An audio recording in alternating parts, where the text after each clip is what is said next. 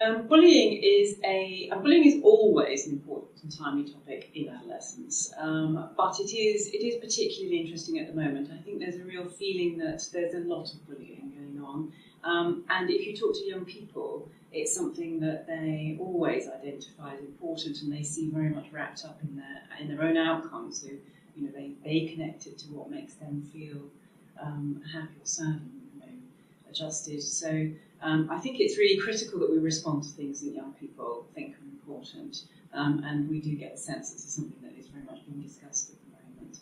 And I think the other reason that bullying is an important topic for us now is because there have been changes in the ways that bullying can take place because of developments in social media and differences in the way people communicate and keep in touch with each other.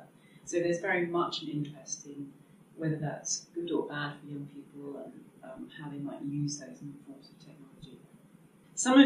I think some of the really interesting themes, when we set up the special issue, when we put the call out, we explicitly said we were interested in the different contexts that bullying takes place in.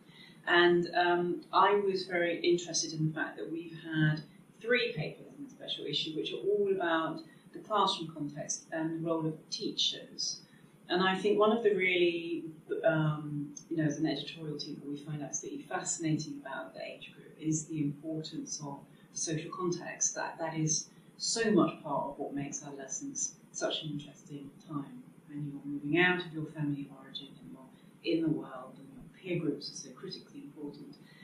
But sometimes we forget that the other adults out there are really important too. So these 3 studies are all about teachers and how the teacher's relationship with the class and with the individual children in the class affects the nature of the bullying that happens in the class. And that links in, I think, with other research that's going on at the moment about schools as a very important context for development.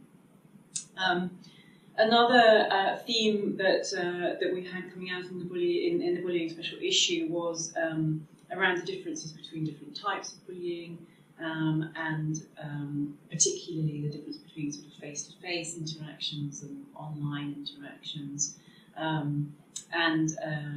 I think that is particularly a concern for people at the moment. Other research tends to show that things go hand in hand.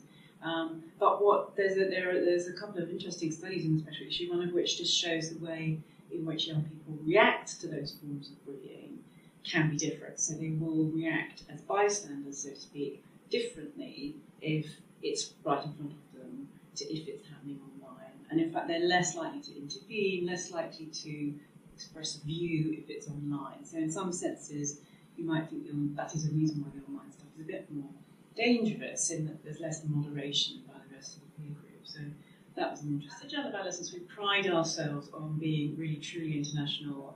We get a substantial proportion of our submissions from around the world, from the whole range of countries that are there.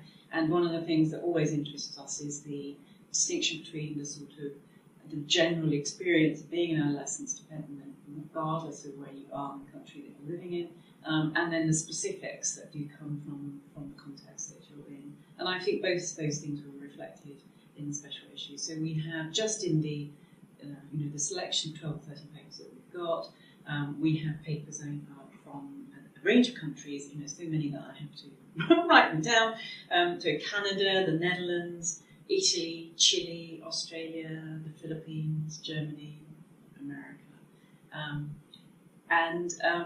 What is striking, is the same thing. So of the 3 papers that we had about classrooms and teachers, those came from 3 completely different countries, from Canada, Italy, and the Philippines.